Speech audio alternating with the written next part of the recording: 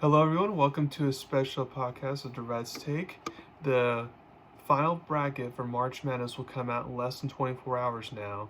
There's, of course, a couple games on Sunday that'll decide some things. But for the most part, I set up for my final bracketology, if you will. I posted it on my LinkedIn page down to Durrett, so if you want to see the full thing, you can see that because I'm not going to go over everything right now. Just a few themes I'm going to go over. The first is number one seeds. So UConn will be the overall number one seed, although it doesn't really matter because Purdue will be a one seed, Houston will be a one seed, and they'll all go to their specific regions anyways. So it's not like any of them are going to get put in a bad region just because they didn't get the overall number one seed. So that part doesn't matter. And then for the last number one seed, I had that being North Carolina, despite their loss in the ACC title game. Their resume stands for itself. And then for the two seeds, Iowa State, because they won the Big 12, there's a little bit of consideration for them being jump into a one seed, but I'm going to have them stick to a two seed. Mainly because non-conference wasn't great for them. And then Tennessee, I have as a two seed. I had them as a one originally, but with that blowout loss to Mississippi State, that ruined those chances. But Tennessee obviously still deserves to be a two seed. Marquette, a two seed. The fact that they're able to make it to the Big East title game without their best player shows how good the team is. And then for the last two spot, I have that being Arizona. So they obviously are not a one seed, but they haven't dropped below a two seed in my opinion. And then for the three seeds, you have Baylor, and then Illinois, who has the chance to win the Big Ten title on Sunday. And then Creighton, Kentucky, and then list goes down. So now I want to get to the bubble teams here, because this is where things are really interesting. So there was a lot of bid stealers this week. Like out of all the weeks covering my bracketology, this was like the most amount of bid stealers I've seen ever. So there was a lot. For example, in the American Conference, all the bubble teams wanted FAU to win it because obviously FAU is the strongest team in that conference, but FAU didn't even make it to the title game of the American Conference, and they got a quad 3 loss in that tournament in the process. But nevertheless, the winner of UAB and Temple will get the automatic qualifier spot for the American Conference. So that takes one spot off there. Everyone thought it was going to be South Florida, but turns out it wasn't. And then for the Atlantic 10, everyone was hoping Dayton would win that conference. But alas, that won't be the case, as it'll be the winner of VCU or DeQuince. So therefore, there will be an extra spot there for that. And then also, New Mexico from the Mountain West, they were kind of like a last 4 team in type of thing. But since they won the Mountain West, that means they automatically have to get a spot. So again, eliminates one spot there from the bubble. Next, you got NC State winning the ACC. They obviously still a spot since they weren't projected to be in the NCAA tournament had they not won the conference. And then last but not least, Oregon also is a bid stealer as they win the Pac-12 in the final era of the Pac-12 to get a spot there. So with all these bid stealers, what makes it really interesting is that usually, you have your 9, 10 seeds, and then once you get to the 11 seed, then you will see, at least for 1 11 seed or 2 to 11 seeds depending on the year, the first 4 matchup, because the first 4 matchups are either a pair of 11 seeds or 12 seeds. More often than not 11 seeds, but it could be either or depending on the year.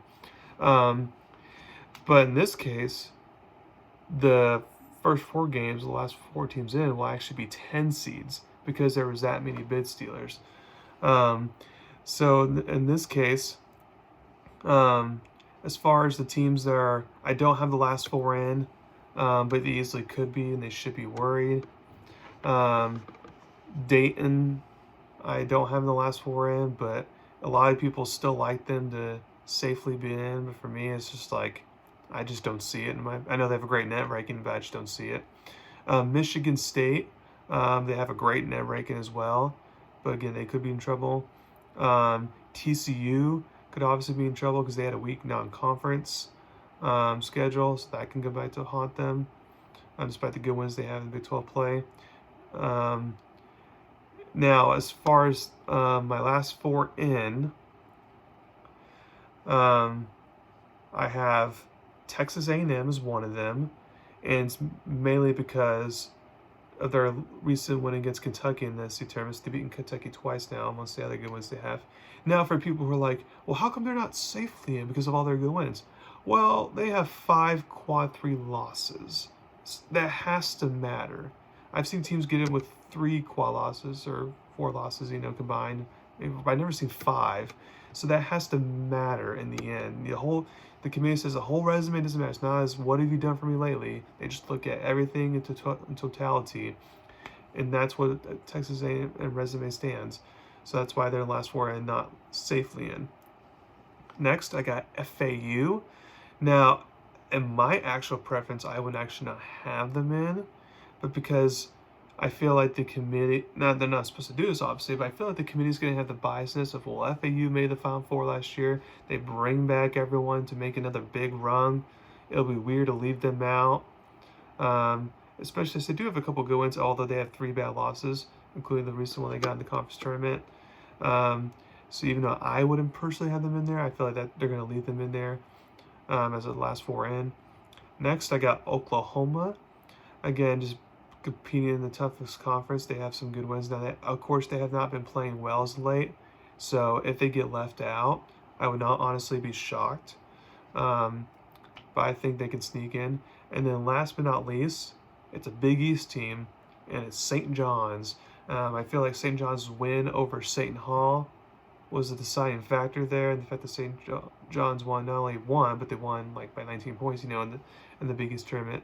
Although Seton Hall beat them in the regular season, I feel like that's a deciding factor there for St. John's. And obviously Rick Pitino being in the tournament, that'll be appeal for the community to put down all that. Again, they're not supposed to be thinking like that, but that could be a possibility. So as far as my first 4 out goes, I have Seton Hall. Of course, they got a bunch of good wins, all that, although the net ranking's not strong. But again, I just feel like not winning a game in the Big East tournament has cost them. Colorado, I know their net ranking's really good. In fact, if it holds anywhere near where it is, then it's going to be the highest net ranking for like a Power 6 conference team to be left out of the NCAA tournament. But I mean, of course, they beat Washington State twice, which is good because they're a tournament team. And they beat Oregon twice, which is good because now they're a tournament team after they win the Pac-12. But besides that, they haven't beaten any of their tournament teams yet.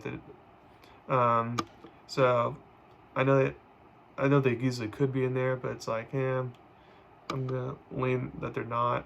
Providence is another team just on the outside looking in, and it's mainly because their win against Creighton moved them up, where they could be under consideration. But again, I just feel like if you take out the Big East tournament, just the way they finished the rest of the season was just not good.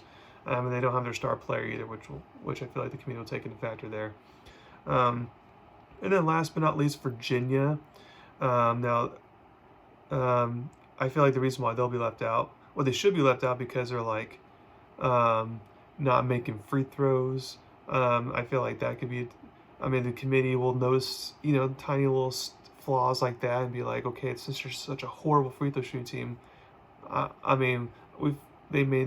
We shouldn't have them tournament because even if we do, then they may go out really late because they can't make free throws, which is not a good product. So, or again, they're all defense now and their offense is not great, so that could be another factor there.